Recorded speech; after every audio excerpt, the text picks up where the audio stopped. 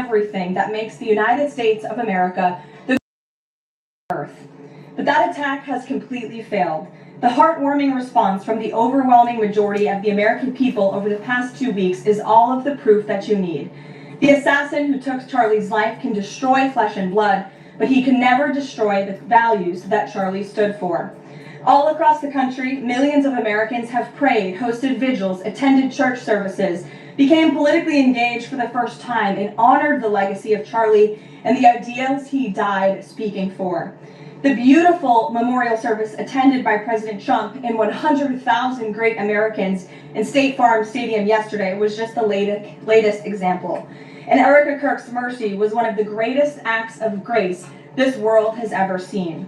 May God continue to watch over Erica and their beautiful children. Unfortunately, there have been some jarring exceptions to this unity.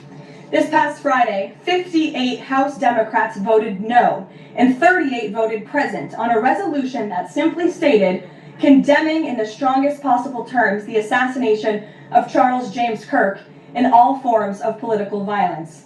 There were no strings attached to this vote. This was a simple gesture of human decency to denounce political violence. I wish I could say that this was only a fringe group, but 96 votes is nearly half of the entire House Democrat caucus. And they didn't just vote against this basic resolution condemning political violence. A number of those same Democrats took to the House floor to smear Charlie Kirk's name. The man wasn't even buried yet, and Democrat members of Congress were denigrating his memory on the floor of the House of Representatives. This was truly a sad moment and a clear reflection of how radical the Democrat Party has become. Many Democrats in elective office have now been totally captured by a radical fringe of the far left base who want to dehumanize every person they disagree with. We must continue to call this wickedness out. It's the only way that our nation can heal. For too long, past leaders have offered platitudes while political violence has been allowed to fester and harm innocent Americans. There has been coordinated campaigns dating back years, spearheaded by radical left-wing organizations centered on dehumanizing, intimidating, doxing, and even attacking Americans whom they disagree with. These groups have radicalized impressionable individuals to foment violence. An attempted transgender assassin traveled to Justice Brett Kavanaugh's family home with plans to end his life. An attempted assassin came within an inch of ending President Trump's life in Butler, Pennsylvania, and on the campaign trail, another attempted assassin tried to kill the president at his golf club in Florida. A left-wing assassin shot United Healthcare CEO Brian Thompson right in the back in the heart of New York City. ICE agents are facing a more than 1,000% increase in assaults for simply doing their jobs. Violent radical left-wing mobs engaged in illegal behavior, targeted Jewish Americans, and shut down America's college campuses under the previous administration. Left-wing mobs burned down Tesla dealerships out of, quote, protest of Elon Musk and his policies. In May, a left-wing activist shouting "Free Palestine" murdered 2 innocent Israeli embassy staffers outside of the DC Jewish Museum here in Washington. These are just a few examples, prominent examples, of the growing left-wing political violence in our country. Enough is enough, and as President Trump has promised, he will directly address the dark sources funding and supporting this domestic terrorism to finally restore order in our country. The American people can expect further, very strong action on this very soon. Everyone, Republican, Democrat, everyone in between, we all deserve to live in a country where we do not have to fear for our lives simply for stating what we believe in. With that, I will take your question. In today's new media seat, we have Monica Page, who is the White House correspondent for Turning Point USA's news organization, on the front lines. Monica, thank you for being here. We're so sorry for the loss of Charlie. I know you work for him, you are very close to him, and we appreciate your being in the new media seat and also your commitment to covering the White House. You are here every day, just like the rest of everyone in this room, so why don't you kick us off today? Thank you so much, Karoline. I don't think you realize how much it means to me to be here in this seat, especially on behalf of Turning Point USA and Frontlines. We greatly appreciate it. We also greatly appreciate the outpouring of support and just the really kind words that we heard yesterday at the memorial service. That means more to us than I don't think anybody ever knows. And even the global support that we're seeing for Charlie has been overwhelming, and it doesn't go unnoticed. So thank you so much. I have 3 questions, if I may, on the horrific murder of Charlie Kirk. Government and local officials said that Antifa inscriptions were engraved in these bullet casings that killed Charlie Kirk. It appears to be a trend, especially after what we saw in the Annunciation Church shooting, Catholic Church shooting. Additionally, Stephen Miller recently commented on the rise in this kind of violence, saying there is a domestic terrorist movement growing in this country. The president is designating Antifa as a domestic terrorist organization. I'm wondering, what is the approach to holding these people accountable, just to ensure that violence like this just is eradicated moving forward? Sure. Well, Antifa is going to be designated a domestic terrorist organization. The president intends to sign that executive order very soon, as soon as it's drafted, as soon as today, later this afternoon. And this is something the president campaigned on, because we have seen a rise in violence perpetuated by Antifa radical people across this country who subscribe to this group. And unfortunately, it's gone widely uncovered by many in the legacy media. It also went completely ignored by the previous administration. Not anymore. Not only, as you mentioned, were the bullet casings subscribed with Antifa mottos, if you will, in the heinous assassination of Charlie, but there have also been more examples than I could read off for you here in this briefing room today of violence from Antifa. I will just read a few. In July 2025, several members of an Antifa cell ambushed and opened fire on officers at an ICE facility in Alvarado, Texas, shooting 1 officer in the neck. Also in July 2025, 3 Antifa members were charged with assaulting a police officer during a violent riot outside an ICE facility in Portland, which for weeks prior had been under siege from the local Antifa terror cell. In February 2024, a transgender Antifa terrorist detonated an explosive device outside of the office of the Republican Attorney General of Alabama. In July 2023, Antifa members linked to abortionist group Jane's Revenge firebombed pro-life facilities and vandalized churches. In January 2022, a suspected Antifa member was arrested for bringing a pipe bomb to a pro-Trump event. In January 2021, an Antifa supporter threatened to shoot police officers and Trump supporters outside of the Florida State Capitol building. Again, I could continue to list many more examples for those in the room who don't believe this is a serious threat to American safety and our national security, but this administration knows that it is. That's why the president will be signing this order. And we will also be, most importantly, looking at who is funding Antifa and who is funding these other violent left-wing groups that we've seen perpetuate so much crime and mayhem across our country. Thank you. And Charlie Kirk died exercising his First Amendment right, willingly debating, conversing with everybody and anybody. That was what he did. So what message does this White House have now to all Americans who feel like they are too afraid to express their beliefs, their values, their morals in the wake of such horrific violence? I think the president has answered this, and I will leave it to his response, Monica, where he so beautifully said, we have to keep fighting. We have to keep speaking up. We have to keep speaking our mind. I know that's what Charlie would want us to do. And we have a right to free speech in this country. The president supports it. It is protected by our beautiful Constitution. And Americans should not cower in fear. They should rise up in courage to continue speaking the truth. And on a lighter note, Karoline, I'd love to know what your favorite memory of Charlie is. Sure. Charlie was a great guy, and he was, of course, a very influential person in the conservative movement and the MAGA movement. He was so helpful to the president during the campaign and to all of us who worked on that campaign, that historic campaign. I myself had many great memories going on Charlie's amazing podcast and his show. He was always willing to text people with words of encouragement. In fact, my last text exchange with him was the day before he died, and he was asking for my husband and I's address to send a children's book to our son. And I think that just speaks to the type of person that he was. And I know so many of us here at the White House are going to miss him very much. Thank you. Gabe. Carol, thank you. Regarding the autism announcement, why now? Does the administration have new data that hasn't been published previously showing a possible link between acetaminophen and autism? I know there's been many reports about what this announcement at 4 o'clock will be, Gabe. The president is very excited about this. I don't want to scoop the president of the United States and our Secretary of Health and Human Services, but what I can assure you is that Robert F. Kennedy and the incredible health team that this president has put together are really viewing things in a much different lens. And they are paying attention to studies and the gold standard of science and research that many in this city for far too long have turned a blind eye to. So I think Americans are going to be enlightened and proud of what they hear later this afternoon, but I won't get ahead of the president on exactly what that announcement entails. On a different topic, going back to the president's social media post from over the weekend regarding the DOJ and his seeming frustration that they hadn't taken action quickly enough. I want to point to something that the president said during his inaugural address.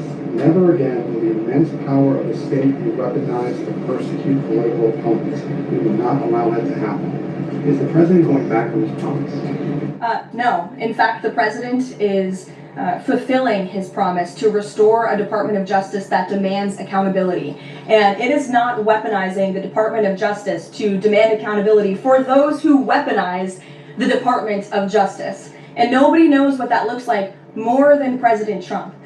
We are not going to tolerate gaslighting from anyone in the media or from anyone on the other side who is trying to say that it's the president who is weaponizing the DOJ. It was Joe Biden and his attorney general who weaponized the DOJ. Joe Biden used this sacred American institution to go after his political opponent in the middle of an election year. And you look at people like Adam Schiff and like James Comey and like Letitia James, who the president is rightfully frustrated. He wants accountability for these corrupt fraudsters who abused their power, who abused their oath of office to target the former president and then candidate for the highest office in the land.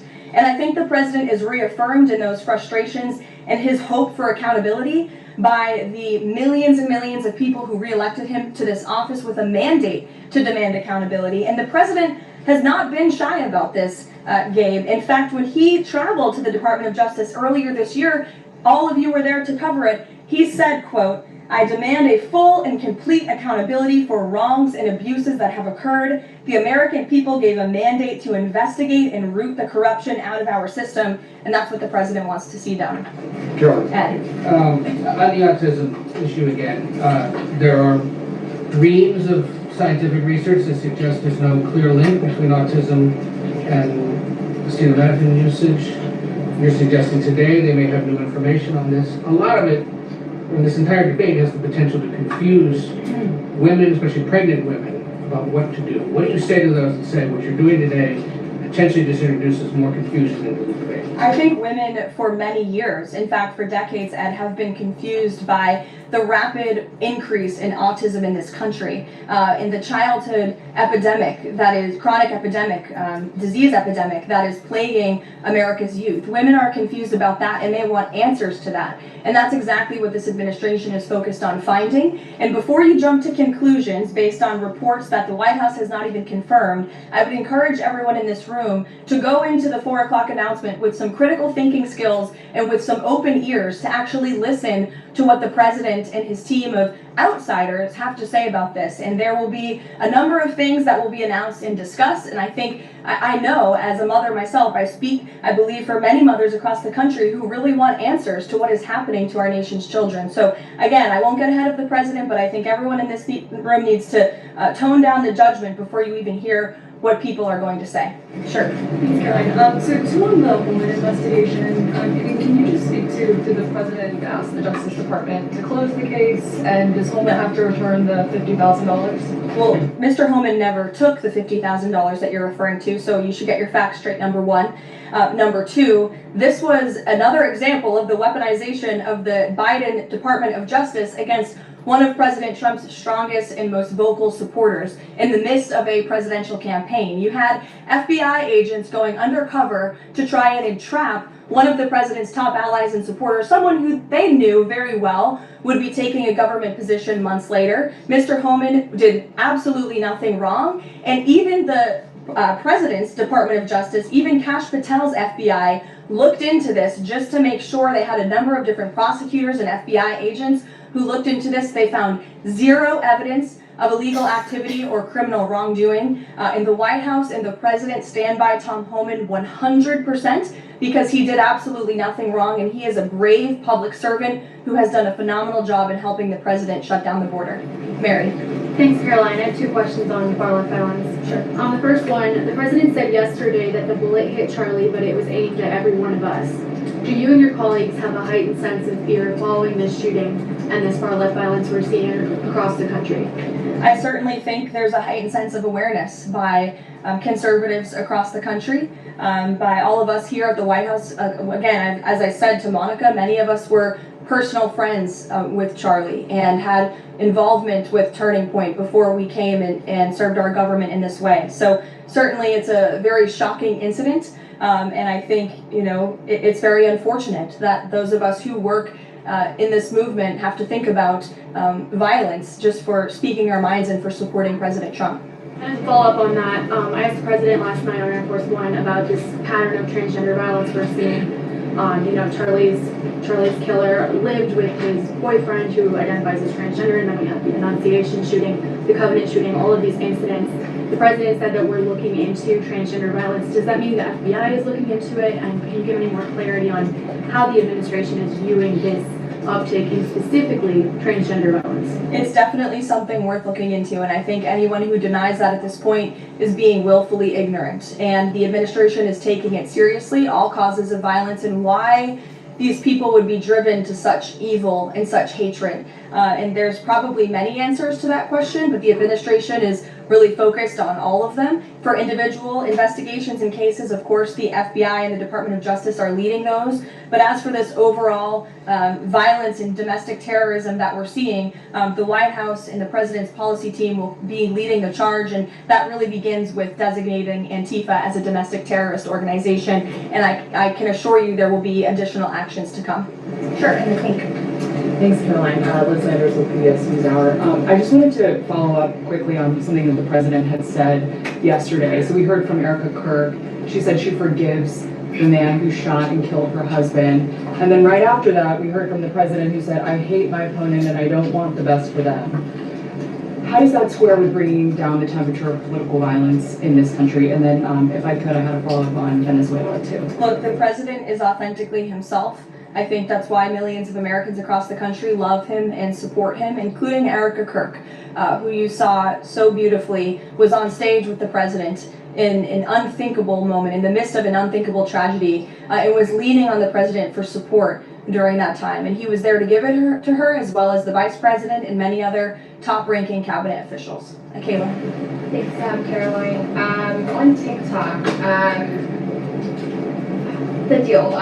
How much is the deal? And if you can't give an exact number of how much the deal is, when can we expect to learn how much the deal is being valued at? And then separately, who are the members involved in the deal? Like, can you share any more details there? So I don't have a specific number for you, nor am I going to confirm the specific individuals and entities in the deal, Kayla, but I do have several details I'm happy to run through for all of you, and the president will be signing the deal, the official deal, later this week at some point. Under the terms of this deal, TikTok will be owned by a majority of American investors and controlled by a board of directors with extensive national security and cybersecurity credentials. In partnership with the U.S. government, Oracle will serve as TikTok's trusted security provider, and they will independently monitor the safety and data security of all U.S. user data on TikTok's platform. Americans' data will be stored securely in the United States without access from China. All U.S. user data will be stored on servers operated by Oracle in the United States, protected from surveillance or interference by foreign adversaries. And the algorithm, I know this is a question many of you have had, will be secured, retrained, and operated in the United States outside of ByteDance's control. And TikTok will remain globally interoperable, meaning TikTok users in the US will be able to see videos posted by users in other countries and vice versa. While I don't have a number on the specific deal, we do expect that thanks to the president's leadership and the securement of this historic deal, businesses using TikTok will generate as much as $178 billion in economic activity within the US over the next 4 years. So This is great news, not just for the millions of American youth who use TikTok. Their data will be safe and secure with this new deal. They'll continue to use this very fun app. But it's also great news for all the small business owners who have really been able to make a living off of the use of TikTok as well. And if I can just get one more as it relates to China, on crop prices with farmers, as there's still no official trade deal with China, farmers are getting a little bit antsy navigating, prices being weak and not strong. How is the administration, thinking about farmers right now? Is there anything we can expect to see from the administration on, sort of bailing farmers out should prices continue to outwork in their Well, favor? the administration is completely understands the anxiety of farmers. We're very much aware of this issue. It has been a part of our discussions, the trade team's discussions with their Chinese counterparts. As for any specific actions, I don't have any news on that for you today, but I can fully assure you the entire National Economic Council in this building, as well as our Secretary of Agriculture, Brooke Rollins, have been talking with the trade team about this. There's been many meetings on this, and they are on the ball, but I don't have anything specific for you today. Sure, Selena. Thanks, Caroline. The case against Letitia James was extensively investigated for 5 months, and President Trump's handpicked Attorney General Eric Siebert could not find any evidence that he committed a crime. So is the president saying here it doesn't matter if there's a crime, he just wants his political enemies to be charged? Well, let me just walk you through Letitia James. Letitia James completely abused her oath of office. Letitia James was actively and openly engaged in lawfare. You talk about weaponizing the Department of Justice. What was Letitia James's campaign slogan? It was prosecute Donald Trump. She was saying she was going to prosecute Donald Trump before she even knew if Donald Trump committed a crime, which of course we did not. Those are not the words of a serious prosecutor. Those are the words of a corrupt politician who is abusing their power. She actively campaigned on that. She also led the witch hunt, the financial fraud investigation against President Trump and the Trump Organization, and an appeals court tossed that case out, a $500 million civil fraud penalty in August, which was another win for the president, and exonerated him of this witch hunt and showed that this is an individual who is corrupt and abused her oath of office. And we also have evidence of her mortgage fraud. An April report from a white-collar fraud investigator found that there was documented evidence that James engaged in a consistent pattern of financial and property disclosures that raised serious legal questions. But why won't the president accept the conclusions of his Justice Department to not bring charges against Letitia James? In fact, you had Bondi and Blanche, top DOJ leadership, who were against ousting Eric Siebert, who again was picked by President Trump. I just answered that question for you, and the president has every right to express how he feels about these people who literally campaigned on trying to put him in jail, who literally tried to ruin his life and ruin his businesses, and he wants to see accountability for those who abuse their office and abuse their power. And Letitia James absolutely did that, whether you want to admit it or Is not. that not Jeff. retribution? Jeff, it's accountability. Thanks, Caroline. 2 foreign policy questions. President Putin has offered President Trump a 1-year extension of the latest, for the most recent treaty limiting nuclear weapons. Does the White House have a reaction to that? Does the president want to accept that offer? And then one separate issue, just generally, what is the president's response or reaction to the number of countries this week who are planning to or have recognized the Palestinian state? 2 great questions, Jeff. To your first question about Russia, the president is aware of this offer extended by President Putin, and I'll let him comment on it later. I think it sounds pretty good, but he wants to make some comments on that himself, and I will let him do that. As for all of these Western nations that are recognizing a Palestinian state, the president has been very clear. He disagrees with this decision.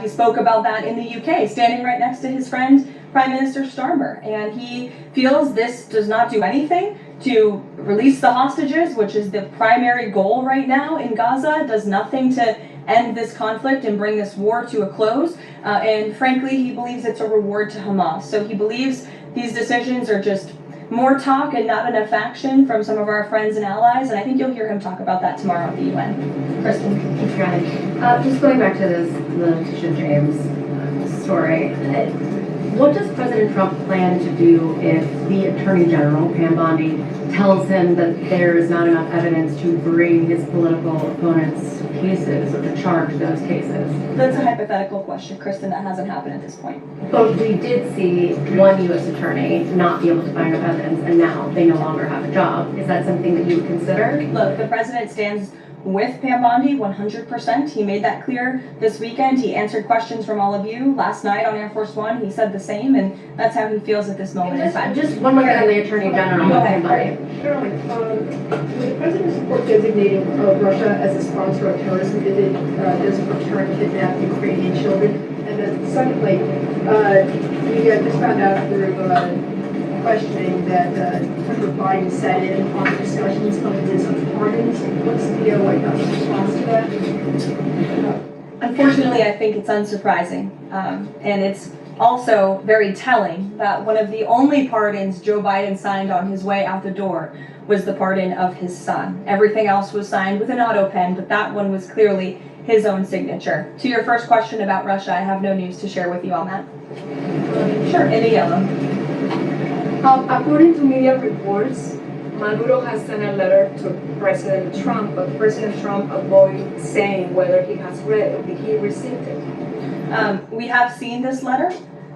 Frankly, I think there were a lot of lies that were repeated by Maduro in that letter, and the administration's position on Venezuela has not changed. We view the Maduro regime as illegitimate, and the president has clearly shown that he's willing to use any and all means necessary to stop the illegal trafficking of deadly drugs from the Venezuelan regime into the United States of America. Context of the letter? Go to you and then go ahead.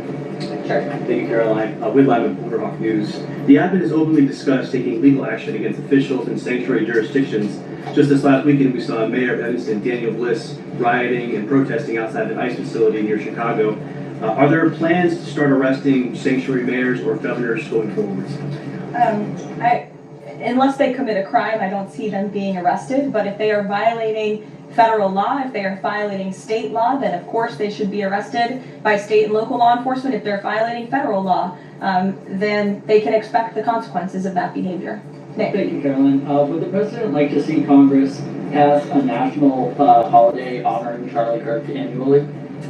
That's an interesting question. I'm sure he wouldn't oppose such a thing, but you can pose that to him yourself next time you get the chance. Sure thing. And to follow up too, I know the president is honoring Charlie with the Presidential Medal of Freedom. Is there anything else that we don't know of in the works to honor Charlie? Not at this time, but we do look forward to that Medal of Freedom ceremony very soon. Daniel. Thanks, Caroline. This past Friday, Adam Schiff, Tim Kaine, they introduced a resolution on Capitol Hill aimed at stopping the successful kinetic strikes against narco-terrorists in the Caribbean Sea. What does a move like this, what type of message does it send to families, specifically families who have suffered at the hands of deadly narco drugs like these? I definitely think it sends the wrong message. We wish that Democrats would get on board with a very simple idea of ending drug trafficking and securing our homeland. And I saw a report this morning that the Dominican Republic actually helped us seize a boat that was on its way from Venezuela to the United States of America with lots of deadly drugs on board. And so if you actually hear from Caribbean nations in the region, they are thankful and grateful for the administration's efforts, and they're working alongside us to end this plague of drug trafficking through their seas. Sure, Karen. Over the weekend, Democratic leaders Chuck Schumer and Hakeem Jeffries sent a letter to the White House asking for a meeting with the president to talk about government funding. Has the White House responded to that letter, and will the president sit down with them to talk about this, given that deadline is now 8 days away? Discussions are ongoing with both Republican and Democratic members of Capitol Hill. I don't have any meetings or any scheduling updates for you today, but what I will share is that what this White House wants and what Republicans want. We want a clean funding extension to keep the government open. That's all we're advocating for, a simple, clean budget extension, a straightforward, responsible solution to keep the government open to November 21st and allow the full year appropriations process to move forward. And I will add, this is the same budget that the Democrats approved 6 months ago, just adjusted for inflation. And unfortunately, all of a sudden now, they want to shut down the government. And if the government is shut down, it's only going to, it will be the fault of the Democrats, and it will only hurt the most vulnerable in our country, our seniors, our veterans, our military families, and increasing security for members of Congress, which is something this White House and the administration supports. And if you look back at the statements made by Chuck Schumer and Hakeem Jeffries in the past, they too have advocated against a shutdown and for keeping the government open. Democrat Chuck Schumer himself said a shutdown would mean chaos and pain and needless heartache for the American people. He said once, avoiding a shutdown is very good news for the country, for our veterans, for parents and children, for farmers, and for small businesses. Hakeem Jeffries also said it's about the harm. Families will be hurt if there is a government shutdown. Farmers will be hurt. Holiday travel will be impacted. Democrats clearly know what the right thing to do is here. It's to join with Republicans to pass this clean funding extension. That's what the White House and the president wants. And with that, we will see you all at 4 o'clock for this big announcement later on. Thanks, guys. Wow, that was informative. Thanks, you guys. Don't forget to hit the like, share, subscribe, and think about becoming a special friend to Speak the Truth 2.0 if you enjoy our content. One thing about this channel is that we are authentic. We do not edit. This, what you see is what you get. We enjoy people and encourage people to communicate, because the only way that we're going to have resolution in this country and become one nation under God is if we talk about it. I don't know how many of you guys joined us yesterday. We did cover Charlie Kirk's funeral. And the reason why we did is because to show our support for the family. That doesn't mean that we stood with everything that he spoke about, because he did speak a lot against my community. And I do stand with my community. But what happened to him was tragic. And no one should have suffered the way that he did just for speaking what he believed in. So he died for what he believed in. And I wanted to feel just the temperature of America. And I felt as though it was important to listen to our leaders. Whether you agree with President Trump or not, or his administration, you need to be paying attention what's happening, not only inside of this country, but outside this country. This has been the first time that I've ever taken the time to listen to any of the presidents or listen to their administrations. But now I found out how important it is to know who you're electing into these offices, and if they have the same beliefs that you have. And it really does matter. And that's what I found out with the last election, that I did not know all of, I guess, the history of the Democratic Party. Like, Black people are so programmed just to vote the same way each election, every election. And the promises are made and promises aren't kept. But we continue to do the same thing. But we have to understand that our votes need to be earned through both parties, whether it's the Democratic Party or the Republican Party. And where I stand today is I don't even know who's going to represent my community the best, because I came over to the Republican Party because of the fact that the Democratic Party was behind the Ku Klux Klan, Jim Crow. They the ones that filibustered the Civil Rights Act. It was the Republicans that was pushing it through. They were the ones behind the 1994 crime bill. Biden was the author of it, and President Clinton was the one that signed it into office. And when we finally did have a Black president, his agenda was not passing some of these anti-hate crime bills that the Black community has been asking for years. His agenda was the LGBTQ. That was the birth of the LGBTQ. And so we still, to me, are in the same situation as where we started from. But I feel as though, like yesterday, doing Charlie's funeral or his memorial service, I feel as though that his wife Erica did a fabulous job. I think that she was strong, and I like what she said, and especially forgiving someone that actually had taken the life of her husband. That was very hard to do. And for her to stand up in front of the world and say, I forgive Tyler Robinson. That's who the alleged shooter was, Tyler Robinson, for taking her husband's life. Now, I don't know if it was a Black shooter or if it was from the other community, if she would have had that grace. But hopefully she would have. But I thought that was admirable, that to me, her tone was more bringing the country together. And I expected the same from President Trump, because that's not the time to campaign. That wasn't the time to have your personal viewpoints. But the part that really got to me, because he's the leader. Whether you realize it or not, agree with him or not, Trump is the leader of the United States of America, and he has a lot of say-so on the world stage. He does. And what he says matters. It really matters, because it's not just the United States that's listening to him. The world is listening to him. But when he said that he really hate his political or enemies, that he hate them. He don't want to like them. That's going against what Charlie believed, because Charlie believed, free speech. And people feel like there is an attack on, they keep talking about freedom of speech, but people feel like he's the president of all Americans. So we can't keep talking about the left and the right. We have to talk about Americans. He's the president of the people that he said that he dislike. You're the president of the white Americans, Black Americans, Hispanic, Native American, Indians, whatever the ethnicity is, he is the president. He has to really start speaking as president of all Americans. And to me, there's a divide. And then to say that, well, I just hate people that, all of them are people that have attacked him.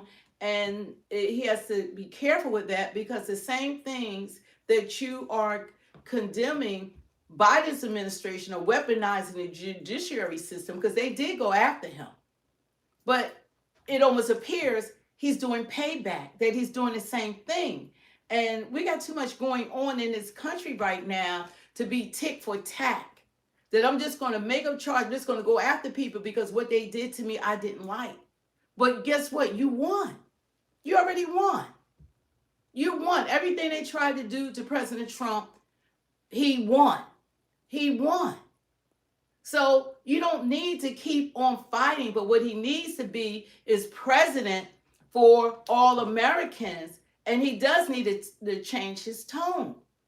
You can't keep saying they did this. And Steve Miller, him too, when he had spoken at the funeral, it was like it was like he was saying, oh, they unleashed what they haven't seen anything yet. What has been unleashed? Who's they and who are you? It's almost sounding like a threat to Americans. Who are you speaking about? So, they took the opportunity. There's something that you said that this young man, he stood for what you believed in, not all of us, but to use a time of remembrance, a time that his mother, his father, his sister, his children, they're going to grow up and they're going to see all of this. They're going to hear everyone that has spoken at their father's memorial. They're going to see all that was going on. And just for their sake, because kids do grow up. We got to tone it down, bring the country together. And that's what this challenge is about, is speak the truth. We are not beholden to any man on this earth. We're beholden to Jesus, to God. And we want to have the truth to be out, whether we agree or not. It is what it is. When people are people pleasers, they can't be their authentic self. When they want to say everything what people want to hear, but like I said all the time, people are going to have to give me this stamp mark. Nobody agrees with anyone about everything. No one does. I agree with a lot that President Trump has done and doing, but I do not agree with everything. I didn't agree with everything the last administration has done. I don't even agree with what the party has turned into. They're turned into the party of abortion, same-sex marriage, men and women sports, men and women locker rooms. They have turned into transgender, want to mutilate children. No, there's no man on God's green earth that will ever be able to change your sexuality. It will never happen. There's no doctor on earth that will ever be able to grow a penis on a woman, or attach a working one, or give a man a vagina. Only God can do these things. So when they start going more in that direction, I said, well, these are not my biblical beliefs, because I'm gonna put God before anyone and everything. And that's how it is. Because you're not gonna go with me to stand before God. I have to stand before God, like all of you, and give an account of everything I have said, every word I have spoken, and everything I have done with my life. Nobody's gonna be there, not my mother, my father, my children gonna be able to stand there. I'm gonna have to stand before God. And He knows all. Because He's everywhere. He's omnipotent. He's the Alpha and Omega. He knows everything. And I'm going to have to give an account. And that's who I'm beholden to. So that's why it's so important to me to do what's right. Not according to man. And those older people that's in office right now, from the president and his cabinet, you're going to answer to God. Y'all don't, how much time do y'all have left on this earth? I mean, even if you live as healthy as you can, you're still going to go before God. You might be powerful in those positions that you think you have, that you're running things, but there's one greater than you. And that's God. And we don't need to lose sight of that. So I'm never going to stand and I see wrong and I'm going to go along with it go along to get along. It's not like that. And this time what I'm going to do is I don't vote according to identity politics. We have to look at policy. Who's going to represent you the best for your children? Who's going to have the policies that's going to bring more wealth into your families and that's going to be more beneficial? Who's going to really, protect us as Americans? These things are important. And the biggest threat, I don't believe that's inside of the country. I personally believe the biggest threat is outside this country, starting with Russia. They are dropping drones and bombs into Poland. Putin's not listening. He's bombing Ukraine more than ever. You have the EU buying Russian oil. They're not even standing with President Trump on buying the oil. And then they say we're buying stuff from them, like, I forget, minerals or something that we're buying. So how are you going to give people sanctions and the people that's supposed to stand with you, they going around the corner and say, okay, Putin, we need the oil. Come on now. And they're meeting with China. They're all emboldened because those two world powers come together. That make them stronger than the United States of America. That's a fact. Individually, we can take them. But when you got this third most powerful leader in the world coming together, then that's a real fight on our hands. And we don't have the population for it. We can't match the population of China. What is a billion of them? And they said that we have 382 million. We don't even have the manpower. So we got to focus on being one nation under God and bringing this country together. And it looks like these leaders and the people in office, they spend so much time fighting against each other, having us hate each other, trying to divide us instead of being American. That's the most important thing, is being American. And we don't need to wait until it's too late and stuff is jumping off in the world. And then we're like, okay, now we want to come together. But now we all angry at each other. And we're still fighting each other while we got a World War III going on. That's what we're heading to. All these distractions with all this other stuff and all this other propaganda and all these, you hurt my feelings, I hurt your feelings going on. And everybody with social media, you can't even hide people's biases. You see it. Even in Charlie Kirk's funeral, it's divided. People got biases. People are racist. People prejudice them. Everything is going on. And it's all on social media. Before, the news media, mainstream, they could control how you think. They can control everything. But now with social media, when they talking about one type of crime, they keep on focusing on certain crimes, but they're not focusing on, they're focused on black crime, but you're not focused on white crime, which is an epidemic. All these cops are being killed every day, and they're not even talking about it. They're not even bringing it up. Some other young black kids, they were stabbed to death, stabbed by a white guy. That's not on the news. Cop shot 10 times in the back of the head, assassinated. White guy did it. That's not in the news. Shot 15 times. The cops killed in York, Pennsylvania. 3 cops ambushed, murdered. and 2 in critical condition. All this, that's not even being, I don't even hear the news media talking about it. I'm like, what the heck is going on? So, but we're going to talk about all of it. We're not going to put one group of people and saying, oh, they're a threat to society when I'm speaking about the Black community has never been a threat to America. We've been threatened, but we have never been the threat. Black Americans have never been a threat.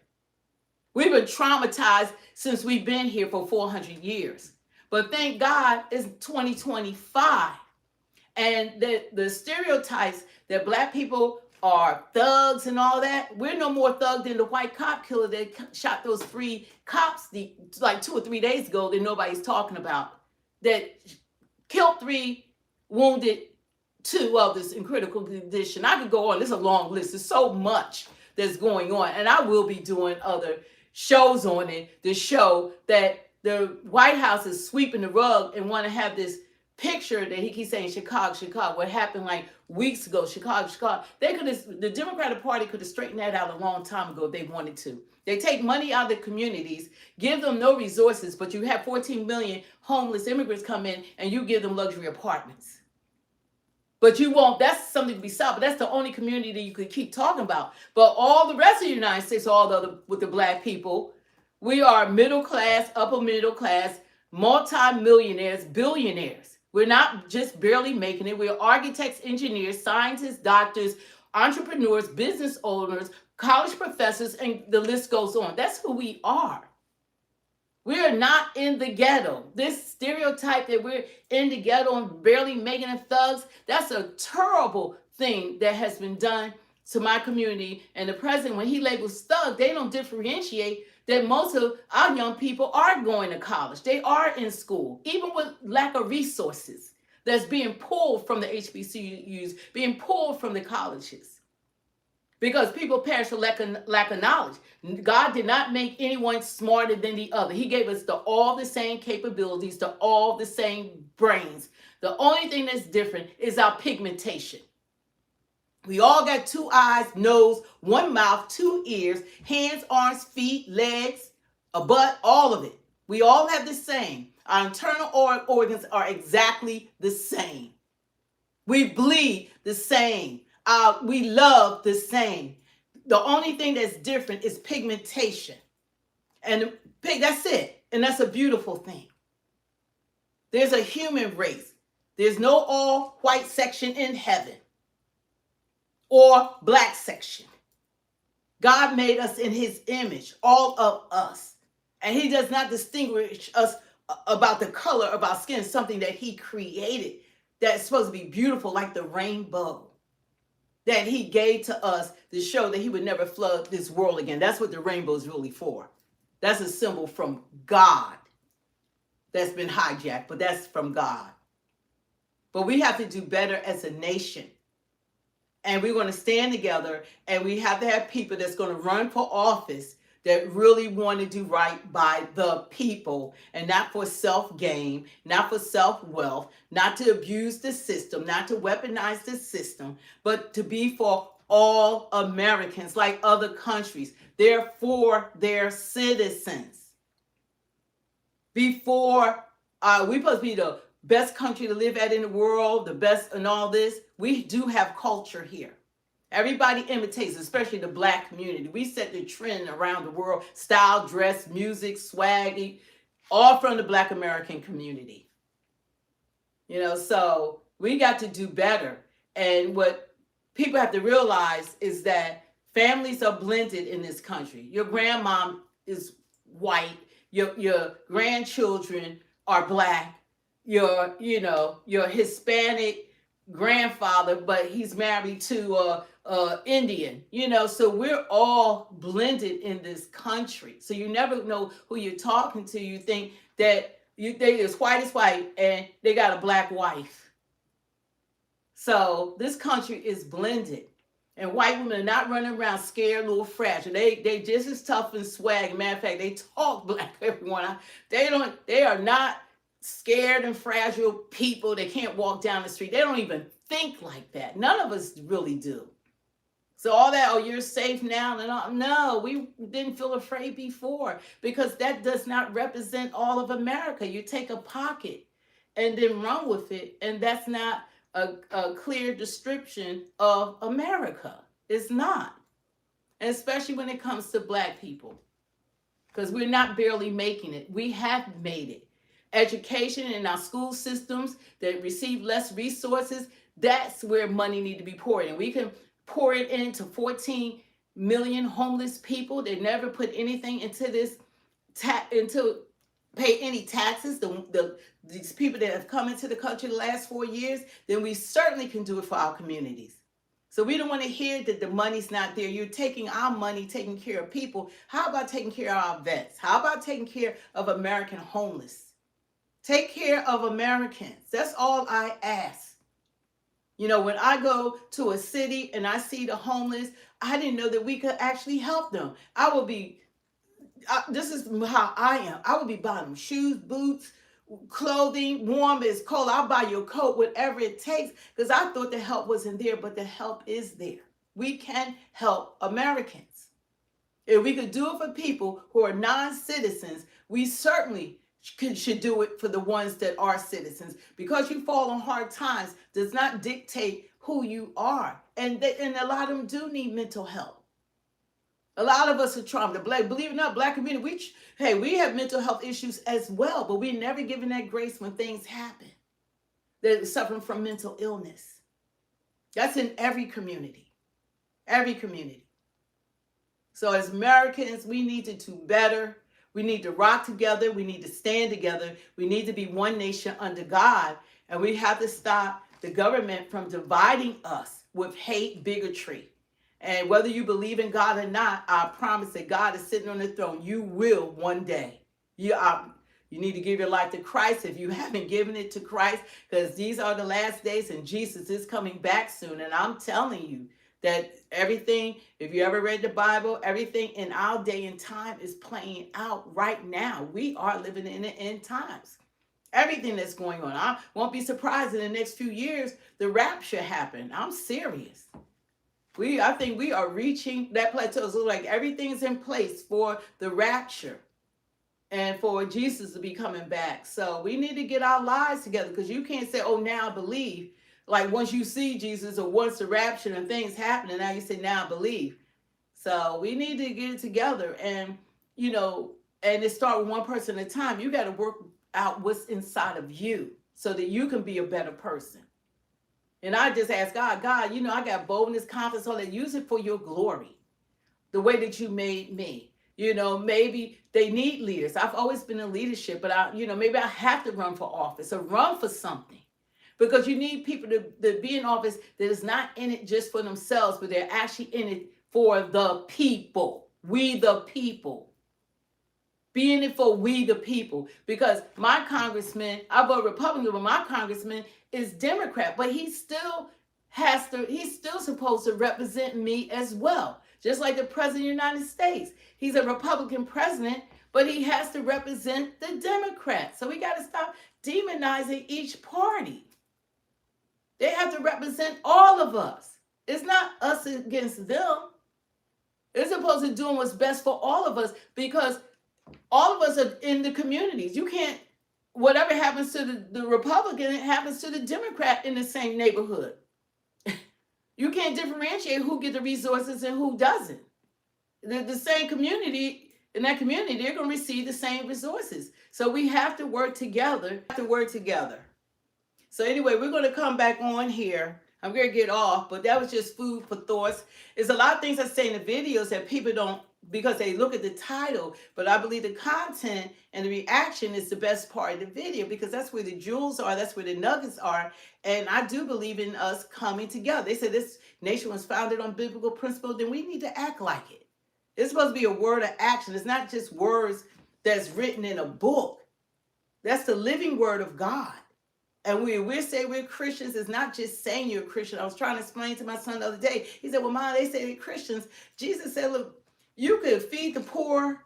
You could go to church every Sunday. You could be sitting in church and still not be saved. Because God sees your heart. See, people can pretend to be whatever you want them to be. I could pretend to be on here to get y'all to subscribe and like me and all of the 9 yards if I want to sell my soul. But it ain't up for sale. And I was telling them, Jesus, you go before Jesus, you go before God. He's going to say, I never knew you. They're going to say, well, God, this is what I did for you. I got people saving this. But God sees us. We can't hide from what's inside of us from God.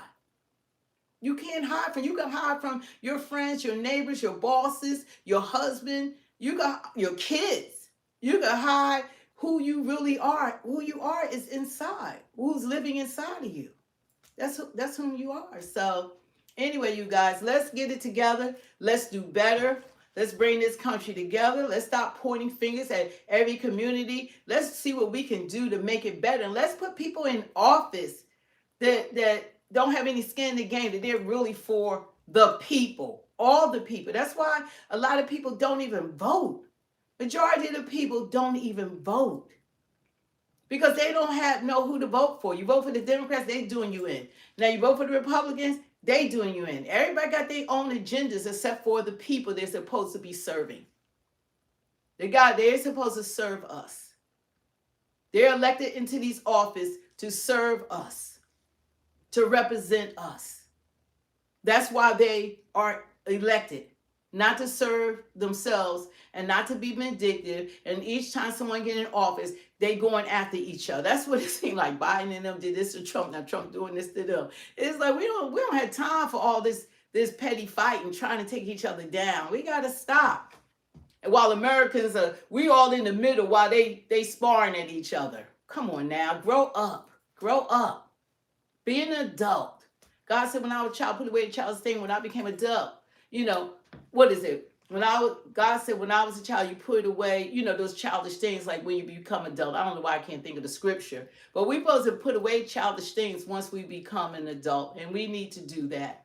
So anyway, you guys, thanks for joining us. I will be back on to see this breaking news about this discovery about they believe they found, and maybe it's a gene or whatever that's going on. They're linking it with Tylenol.